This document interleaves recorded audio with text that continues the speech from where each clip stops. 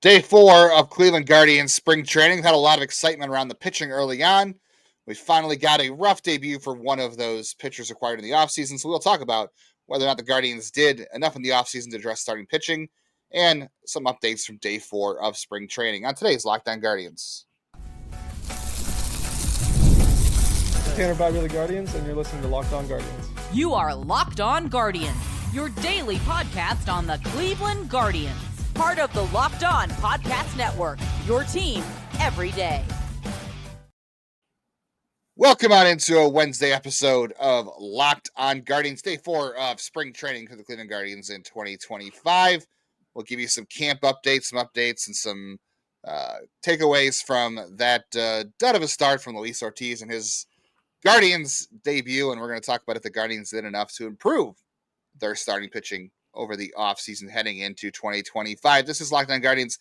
I am Justin Ladd. I've been covering the Guardians minor league system since 2007, formerly editor-in-chief of Guardians Baseball Insider, freelancer at the News Herald, the Morning Journal, Prospects Live, and my own Substack at nextyearuncleveland.substack.com, where I'm doing all kinds of prospect stuff right now. I'll have my rankings and scouting reports up soon, so join me over there and join us here on Locked On Guardians every day, where we cover your Cleveland Guardians every day. And we're free everywhere you get podcasts and on YouTube. We are 5 away from 4,000, so make sure you're subscribed on YouTube. I am Jeff Ellis. I used to write about prospects in the draft nationally at Scouting 24/7 before whatever reason that Locked On decided to bring me on as your Cleveland Guardians reporter. And nearly 2,000 episodes later, here we are.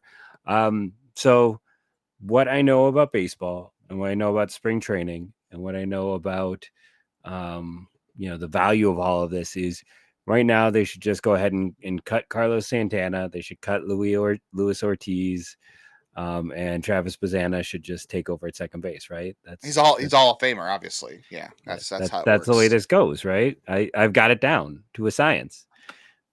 Yeah, that's how everything goes.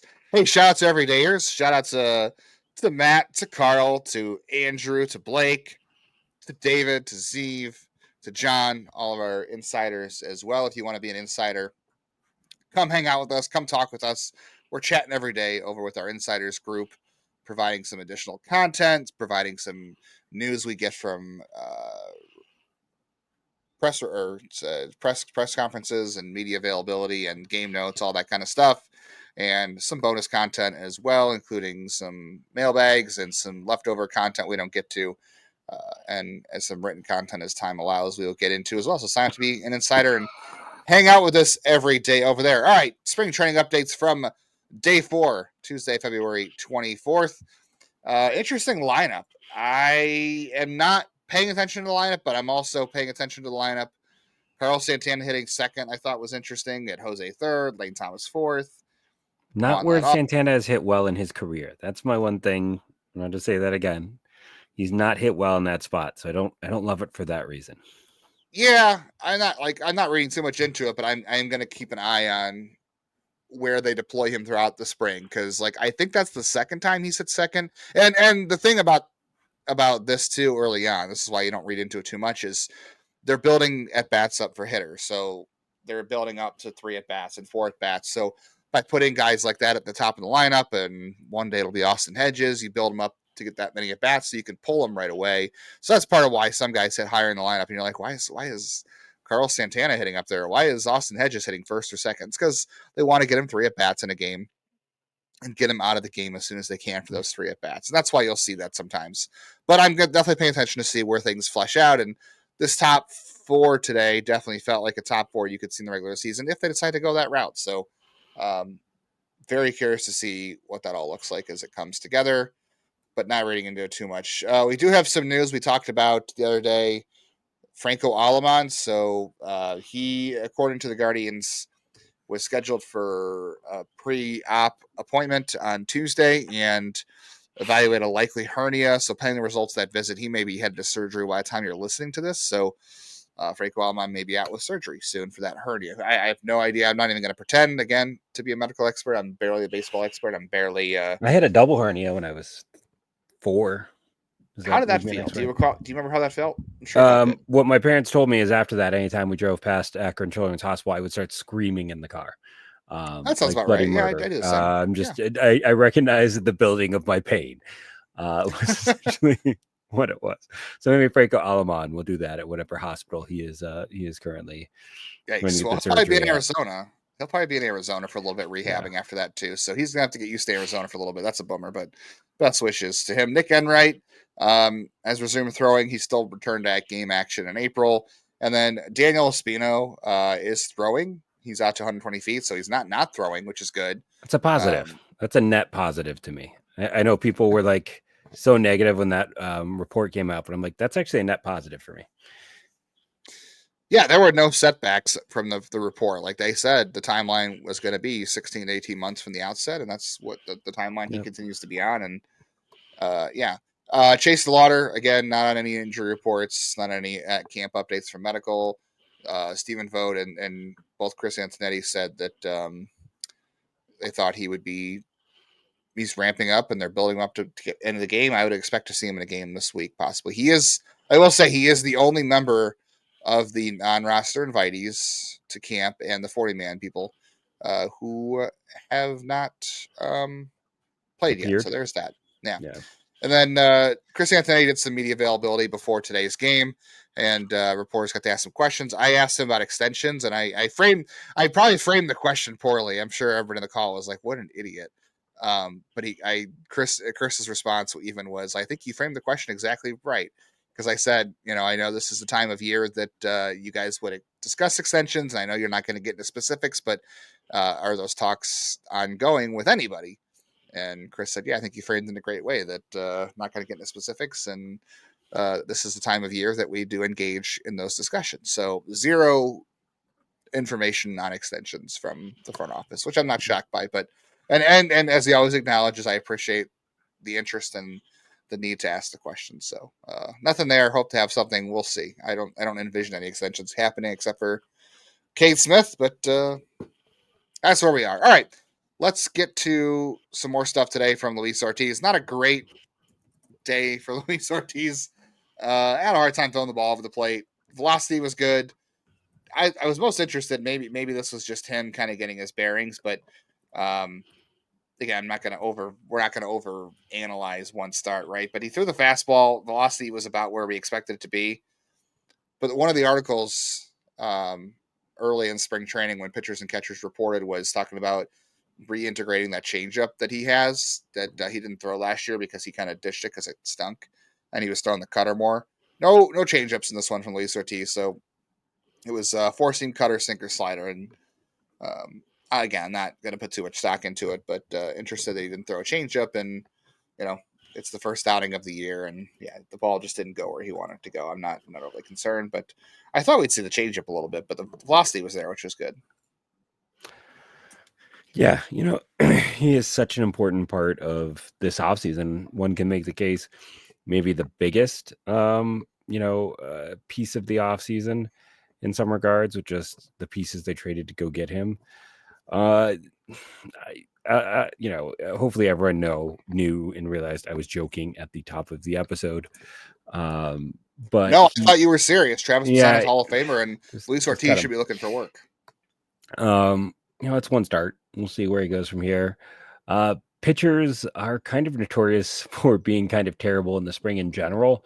If you go back to last year and basically now I realize the starting pitching was not great, even in the season, but even the bullpen, we entered the season being questions unsure about that bullpen. Yeah. It's this is one start. Just don't overread it. Yeah. Yeah. I will say, I think this is a normal disclaimer, but again, like you said, one start, but also I think I mentioned this on an earlier episode in the last week. So everydayers will be familiar with this, but the ball doesn't react normally in Arizona, which is why we always talk about the AFL and pitchers struggling there. And pitchers also take more time to ramp up. You could probably, if spring training just depended on the ramp up of the hitters and the position players, spring training might last 2 weeks or maybe 3. They don't need much to ramp up, but pitchers are the ones that have to ramp up for the year. So that's why spring training is as long as it is. So it's one outing of many in spring training.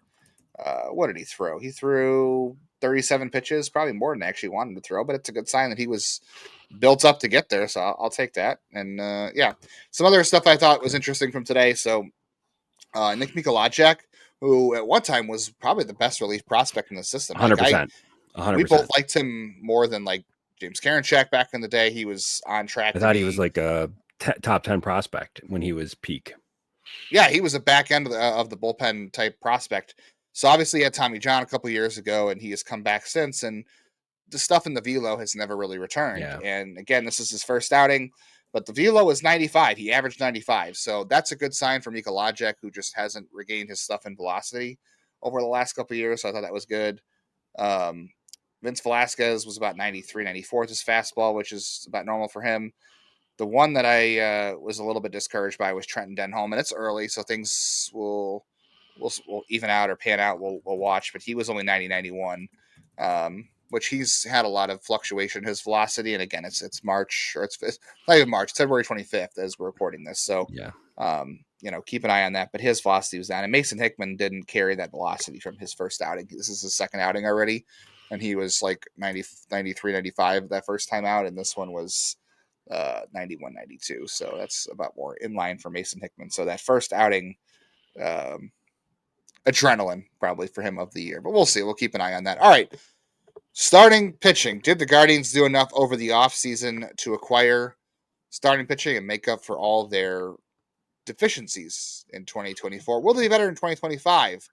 We'll talk about that. We'll do some under-overs and predictions on the starting pitchers when we get back.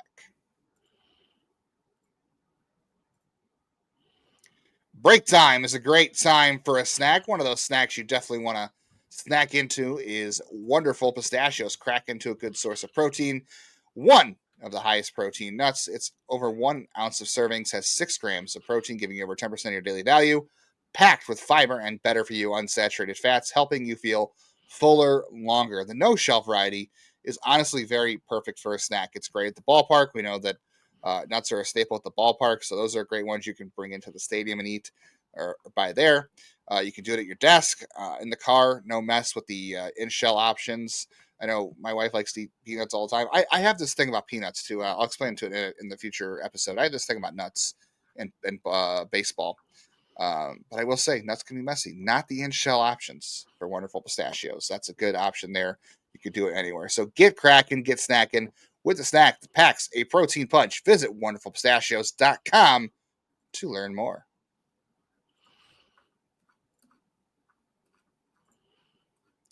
All right, Jeff, starting pitching over the offseason. Did the Guardians do enough? Yes or no? That'll end today's episode. No, I'm just kidding. Also, thank you guys for tuning in today's episode of Locked On Guardians. We appreciate that. And as always, if you made it this far, we appreciate that. If you're an everydayer, we appreciate you. If it's your first time here or just a selective viewer or listener, we appreciate you as well. We want you to get in on the action. We want you to get on the conversation. So download automatically wherever you're listening on audio. Hit the bell on YouTube to make sure you're downloading and getting notifications for every video. Give us a comment on YouTube. Leave us a review. Hit us up on social media. And you can email the show at loguardianshow@gmail.com. We want to interact with everybody. This is what makes the show fun, more than Jeff and I. Jeff and I talk to each other a lot. We want to talk to you a lot more. All right. Let's start off with this. Are you more excited? If you had to pick one, are you more excited about Luis Ortiz, who obviously are not because he just was terrible and he's obviously awful, or are you more excited about Slade Ciccone? Based on one start, it's Ciccone. No, I'm not saying one start, but I'm saying who are you more excited about for the season in general? It's Ortiz. Like, I know they got a lot for Spencer Horowitz. It's kind of amazing, but let's also be honest. If they kept Spencer Horowitz, then they wouldn't have had to sign Santana and could have used that money elsewhere. Like, Horowitz looked like a legit major league hitter a year ago. So as we've seen, like, surgery, by the way, what? He's now at 2 months with wrist surgery. So there's I missed that because we don't have a Locked On Pirates host anymore, as a matter of fact. But the Twins have said that, like, Ty France is going to be their everyday first baseman. That first base market got ugly quick. So when you're going through and looking at it, Ortiz was the centerpiece. I like Slade Ciccone a lot. Now, Ortiz also came with Hartle and Kennedy, who are both top 20 prospects for me. So there is that. I know people are like, that's not the question, isn't like total value got, but I think there is a degree of like the value and how they went about it. And I think Ortiz has had more big league success. He has better overall stuff. I'm still more excited about Ortiz, but I will say it's getting closer.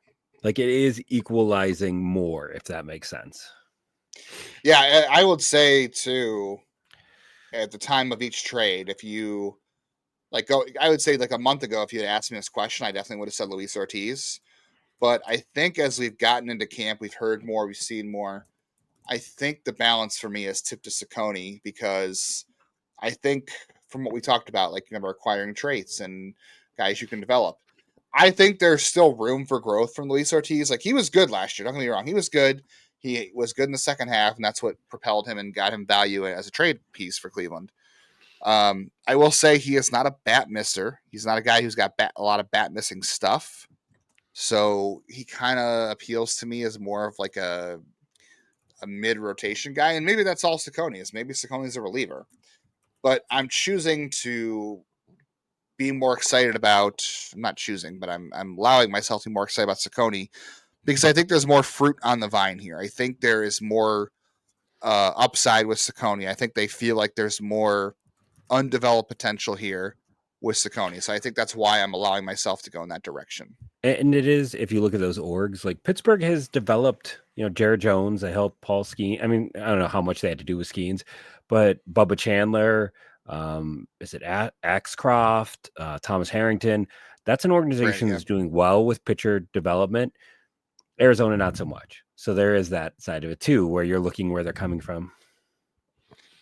Yeah. Well, okay, let's start off with an easy one here. Some over-under, some fun predictions for pitching for the year. Will the Guardians beat 2024 numbers for their pitching staff? And let me give you the numbers I'm talking about here.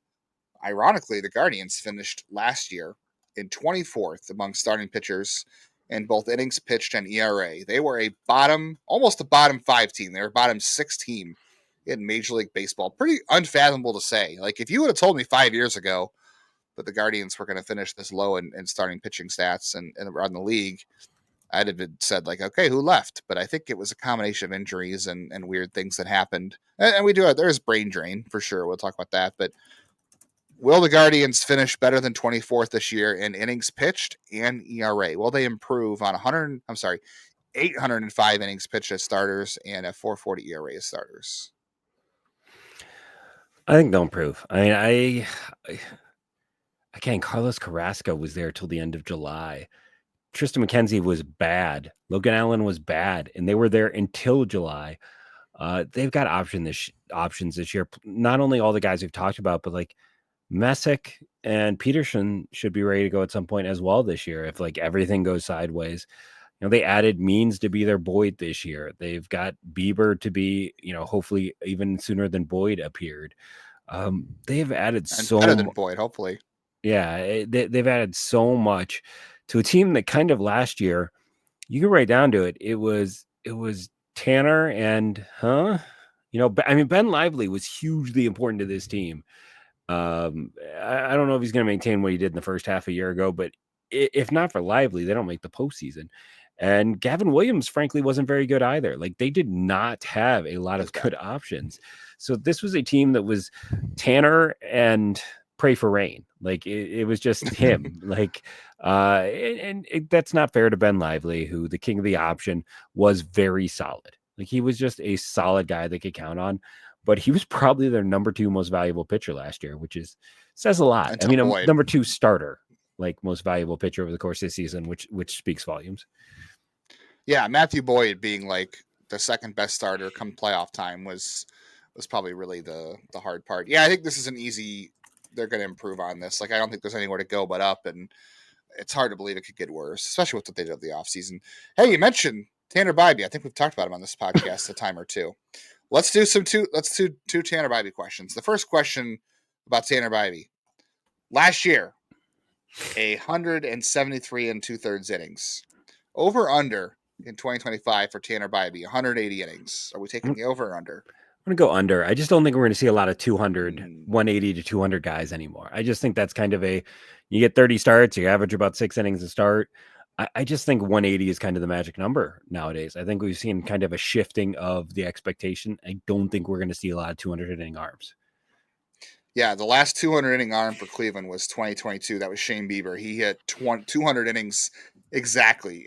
Before that, you have to go back to 2019, also Shane Bieber. So the Guardians went a couple of years. Obviously, 2020 doesn't count, but Shane Bieber is the last guy to go 200 innings for this team. 2019 and 2022. So it's been inconsistent. I don't know if I predict 200, but here's the thing I'm thinking about this with Tanner Bibee. If they don't reach an agreement on an extension this spring, which I don't think either of us think it's likely they're going to.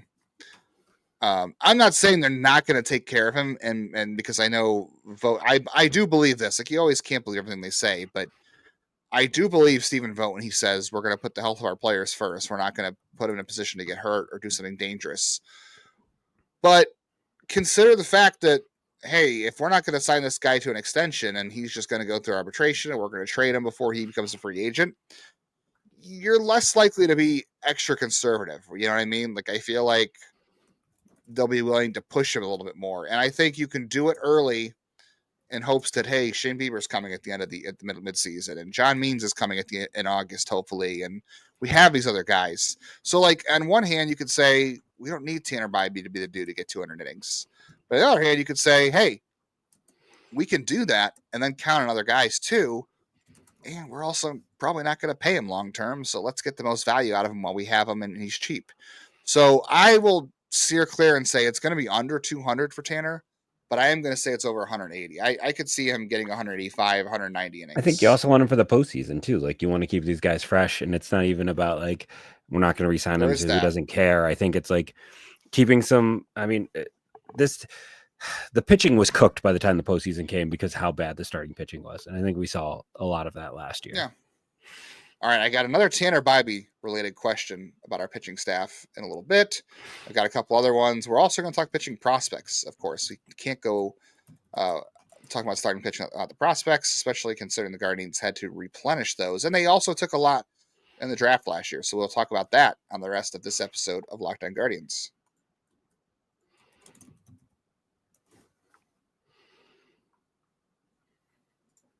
All right. The other Tanner Bibee question I have, Jeff, here is over under a 6th place finish in Cy Young voting for Tanner Bibee in 2025. Or, I don't know, you want to say over under Cy Young votes. But I put it to sixth place. I think he'll get some votes. I think it's going to be very tough in this market with the overall profile, because I don't think he's gonna he's gonna miss bats, but I don't think he's gonna be like top 5 in strikeouts. I don't think he's gonna be up there in innings, so I'm gonna go under on the 6th place finish. So last year he was 11th in American League at 3.3 WAR. He was 11th in ERA, and he finished in 10th in FIP. I'll say he makes some gains there. And I think I'll push him to 7. I'm going to say he won't finish in 6th place, but I'll say I think he'll be a top 10 finisher this year. That's where I'm going to go. So I think he's solidly in that 5 to 10 range right now. Yeah, Tarek Skubal is really good. Yeah, you still have George Kirby and Logan Gilbert, who are fantastic. Bryce Miller is getting better. Why am I blanking on the guy with the Rangers who's never healthy? The Espino. Jacob DeGrom? DeGrom is supposed to be back this year, right? Is he? Well, let's see how many innings he pitches first. All right, speaking of guys who always get hurt, Jeff, Tristan McKenzie, over under 10 starts for the Guardians this year. I'm going to go over. Because I think they do want him in the rotation, right? Like, the pathway to this team being the most successful team possible is Tristan McKenzie in the rotation, looking like he looked 2 years ago, 3 years ago, 2 years ago. Like, the most successful way it's like Gavin Williams hits the ceiling, Tanner takes another step up, Bieber comes back and looks like the Bieber from 2 starts a year ago, and Tristan McKenzie is the pitcher from 2 years ago, and then John Means returns and makes Boyd look like an afterthought. Like that is your best pathway forward. I know I left Ortiz off of that, but worry about another day. But like McKenzie, when he has been at peak, is that it was 2 years ago, what we're talking about with Tanner is like that just outside the Cy Young conversation. We were having that with McKenzie.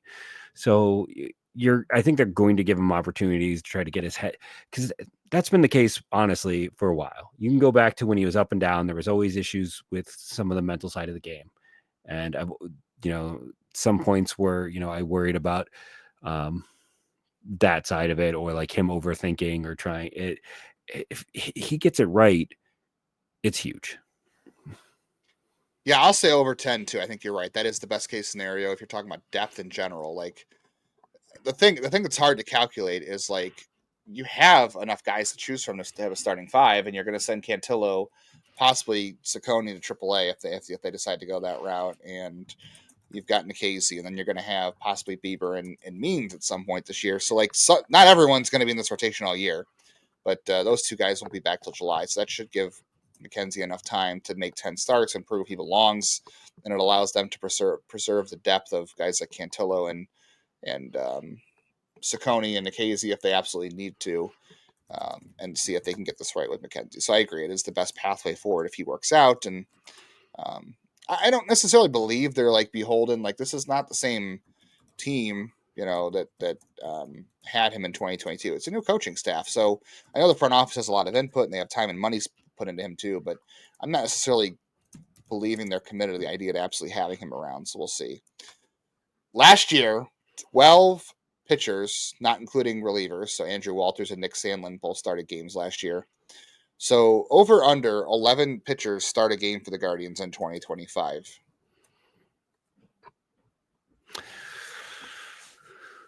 I'm going to say over, just because they have so many guys that I think Yikes. they're going to want to see. That's not good. If you're going more than 12, I'm going to say that's not good. I don't know. I just feel like, especially like as the season goes on, I wouldn't be shocked if at some point we turn to a 6-man rotation. I also wouldn't be shocked if like come September, some other guys are getting starts or opportunities. I just feel like there's a lot of players they're going to want to see at some point this year. I agree with that, but I don't know. As much as I would like to see them try a 6-man rotation, I don't ever buy that they're going to. I just don't see them ever doing that. So we'll see. All right. Guess the date that Shane Bieber and John Means return, and how many starts will they both make? They each make. I should each make. I'm going to guess that Means is maybe mid-August. I think it's going to take him a while. And I think Bieber could be mid-July. I have some faith there. Potentially even early July. I'm so bad at guessing starts. I mean, for Means, I feel like you're kind of hoping for like 4 starts. Yeah. And Shane, you're probably aiming for... How many did Boyd get last year? Last year, Matthew Boyd, I believe. Let me pull it up here. Was it 5 starts? He's not the one who was qualified. Matthew Boyd made 8 starts. 8. So I'm going to say 10 for Shane. Yeah, I said 8. I was thinking 8 for Shane. I'll say 10 for Shane. I'll say that Shane will make his debut out of the All-Star break, and John Means I'll also say mid-August, and I'll say for him 6 starts, and I'll say 11 starts for Bieber. So we'll see. All right, real quickly, let's do some prospect talk. It is a Stock Watch Wednesday. This is something I did last week when you were out, Jeff. I like to do a little buy, sell, and hold in stock in pitchers. So let's do on prospects here as we finish up this episode. Buy, sell, and hold stock in pitching prospects. So let's start with hold. Who are you holding stock on in a starting pitching prospect in 2025? I mean, this might be controversial, but for me, I'm going to say Espino, because again, it's so good if he comes back. And like, I'm not going to sell now because you'd be selling at no value. Like if for a guy whose value is one of 2 guys in the system that I think has a legit chance at, being front of the rotation. So, and you can't buy, so I would hold. That's fair. I would say my hold for pitching prospect this year is Jacob Zibin. This is a guy who was paid very well as a 10th round pick in 2022. Now he's missed 2 straight seasons, obviously with multiple arm surgeries, but big frame, mid 90s fastball. I think there's a good 3-pitch mix there, and the control was not all that bad. I think there's some ways to go, but really talented pitcher. Like you talked about this year about how much they paid. Who was a 10th round pick? Not Cameron Sullivan. Mobley. Chase Mobley. They paid Chase Mobley more than they paid Jacob Zibin. But before Mobley, Zibin was one of the highest paid 10th round picks ever, especially for Cleveland. So I'm going to hold stock and see what things look like for him coming back healthy this year for the first time. Jeff, who are you selling stock in this year as a pitching prospect? Gosh, who am I? I don't know. I actually like a lot of the pitching in the system. So it's really hard for me to think like who am I not as high on, or who is someone that maybe I'm not feeling as much. And I think right now it's Ryan Webb compared to a year ago, because a year ago I was talking about him as a top 20 prospect, and he's performed well at every level. But this is a team that, we talk about all the things they've done to improve Slade Chaconi's fastball. Ryan Webb's fastball is so poor he didn't even get taken in the Rule 5. Like the fact that no one gambled on a lefty with his level of missed bats speaks volumes. And for a team that has been successful very quickly with changing some shape or getting an additional pitch. Now Webb has had some health, but he's also pitched a lot of innings at this point in the minors. There's some good stuff there. But for a guy who, to me, at one point, like a year ago at this time, I would have probably considered him a top 20 prospect. Like he's probably not top 40 for me just because of, he had another solid year, but nobody thought this guy could be your second lefty in the bullpen, which that's kind of, to me, that spoke volumes. Yeah, you and I were both high on Ryan Webb coming out of the Arizona Fall League too that year, because he led the Arizona Fall League in strikeouts. And we always say, like, one of the things I agree with you most on is you say, like, look for guys who succeed in environments where they shouldn't succeed, and a guy like that who had success in the NFL where it's tough, and for his arsenal, and where hitters in Arizona are better. So I agree with you on selling on Webb, because the fastball is light. I like the rest of the arsenal. Like I think he's got a good changeup and curveball. He's a little undersized, and he's got the injury history. But yeah, there is everyone's going to say, well, it's not all about fastball velocity. And it's not all about fastball velocity, because a guy you and I love is Austin Peterson. He doesn't throw hard. No. But there's better metrics on his fastball. There's better control. There's extension. Ryan Webb doesn't have Austin Peterson's control. He doesn't have his extension. The metrics on the fastball are kind of weak, and there's like a minimum threshold you have to meet. Like there's a certain law of diminishing returns on fastball velocity, where if you're not hitting a certain mark, it's going to hurt you. And I think that's the issue with Webb. So agree with you on selling Webb. I will also say I'm going to sell stock in, I'm going to do the reverse here. I'm holding Jacob Zibin. I'm selling any stock in Justin Campbell. Supposedly he's coming back this year, but he won't pitch at the start of the season. He might not pitch until like. Interesting that you would sell two guys in the exact same situation just because of age. Yeah, it's the age for me. Because look, Zibin. And you were a big Campbell guy too. He was like your sleeper almost heading into that. Like you were maybe as high as anyone on Campbell, I'll say, just to give listeners some background.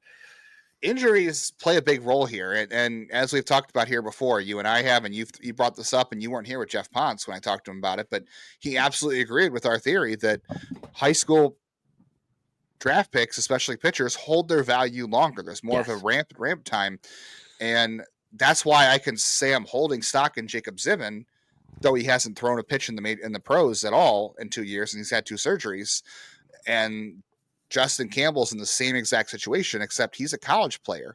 So there's less time to ramp him up. Justin Campbell's actually Rule 5 eligible this December coming up. Did you know that? It's crazy. Time just continues never to stop. Undefeated. So there's, Father Time is undefeated. There's less time to get him ramped up now, and there's less development for him. Like, one of the reasons I like Campbell and I thought it was a good pick was because there was polish there. Like you think of college pitchers are going to move a little bit quicker. Well, it's been 2 years, and now he's 25 and is going to be 26. And those Oklahoma State arms need development. He's 24.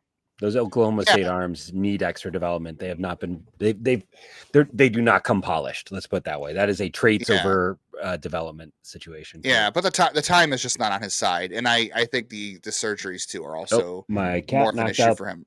My sound, so I apologize there. Sounds great. All right, we got to do bye. What are you? Who are you? Can you hear me? Are you? Yes, I can hear you. I can hear you. Can you hear me now? Yes. Never heard that commercial before. So I'm gonna steal yours. Oh, I know who you're gonna pick. Come on. All right, do it. It's fine. Fine, I won't steal yours, but I'll say that the guy Justin's going to talk about, I think, is the pitcher who does have the only ace upside in the system outside of Espino. I think the other guy then that I will be buying on at this point is, again, I guess I'll go back to Austin Peterson. I still like that profile. I do think that I think he's going to be a solid 5. Like maybe that's not sexy, but like, for where that guy has come, I think that he's going to be a solid 5. The fact of the matter is, you and I both know the Rays liked him and Cleveland liked him. And that's when those two orgs are liking a pitcher, sign me up. Yeah, absolutely. I agree with you. I would definitely buy stock in Austin Peterson. I think you and I were you were definitely the earliest adopter of buying stock. I love that pick when he's coming out of Connecticut. Guys who transfer out of Purdue. Purdue is a dumpster fire. So guys, him and Joe Whitman, Heron, right? Joe. Oh yeah, Joe Whitman. Yeah. Heron was Indiana. I don't think he transferred out. Yeah, I think that's he was right. just in Indiana. Yeah. No, you're right. You were an early adopter of Austin Peterson, and I was on board with the pick. I loved it too. And then I kind of sold my stock on him after he had a rough debut in Lynchburg in 2023. And then last year I was all back in. So I'm all in on Peterson. But yeah, the guy I'm all in on is Braylon Doughty. We've heard so many good things about Braylon Doughty. Going back to last year, your buddy Taylor Blake Ward talking about him. Mm-hmm.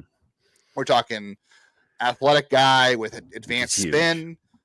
Athletic, advanced spin, high marks for makeup. So we're talking about work ethic, smart, good teammate, leadership qualities. Relatively new to the position, so he doesn't have wear and tear, but also has room for growth. A lot of room for growth. And then, Jeff Ponce was singing his praises too, saying they got a lot of great feedback on him. So I am all in. I will take any stock I can get in Braylon Doughty right now. I hope he is starting the year in Lynchburg like Alex Clemmy did a year ago, because I think we're going to see some great things. Doesn't mean there's not going to be some, hiccups along the way. High school pitchers are tough, but I am all in on Braylon Doughty for 2025. All right. Let us know in the comments on social media, at email at helloguardianshow.com and gmail.com. Who are you buying? Who are you selling? Who are you holding for pitching prospects in 2025? Are you more excited for Slade Ciccone or Luis Ortiz? Will Tanner Bibee get Cy Young votes? Will he pitch over 180 innings? Will the Guardians be a better starting pitching team in 2025 than 2024? Feel free to guess the date and the amount of starts that Shane Bieber comes back and John Means comes back and they make. 11 pitchers to start a game in 2025, over under. Feel free to jump in on all of those questions about the Guardians starting pitching in 2025. Jeff and I will be back tomorrow, as always, 5 days a week. We're covering the Guardians 5 days a week. Where else are you going to get that kind of love, right? Nowhere. If you want baseball and you want Guardians baseball every day, you got to listen to us. Like, I know maybe we're annoying, maybe you don't like our voices, but you're like, you know what? I do love the Guardians. I do love baseball. I have to get it somewhere. I'll relent and I'll get it from Jeff and Justin if I absolutely have to. Tomorrow we will talk about camp updates from day 5. The Guardians do have a game, so we'll give you whatever takeaways we can from that game and any information that comes up. And Jeff and I are going to do our annual. This is another annual thing we're doing. Our hitter prospect tools draft. So we've done a couple different drafts. We've done a prospect team draft. We've done some tools drafts in the past too. We're going to start this spring training with the hitter prospect tools draft. So Jeff and I will draft individual tools of position player prospects tomorrow, and we'll see who can create the better prospect, who has the better assortment of Guardians prospect position player tools. So you can also have fun with us on that too. Make sure you are subscribing. Make sure you're giving us a review, even if it's we had a constructive 5-star review the other day that said that our solo shows aren't that good, but we're good together and still enjoy the show. Because on YouTube, people seem to like the solos. Yeah, I'm fine with that, because at least it tells us, hey, you're doing a good job, but this is what I like and this is what I don't like, and I'm open to constructive criticism all the time, any way I can take it. So do that. Again, sign up to the Locked On Guardians Insider. I'm always giving everybody there any information I can on injury updates, what prospects you might see at a spring training game on any given day. We're having conversations back and forth. I know David loves to text every day. Shout out to David. Love the conversation. And feel free to email anytime at the email too. And I had a good conversation with Austin through email. So appreciate all that. We'll be back again tomorrow with another fun show. We hope you'll join us. Thank you for joining us today. In the meantime, Jeff. Keep sending in those reviews. Like I said, as of recording, we are 5 away from 4K. So get the word out. Let's get some more people subscribed. Thank you to each and every one of you. I'm slowly making the way through the many comments I missed when I was out. But thank you all. And go Guardians, go.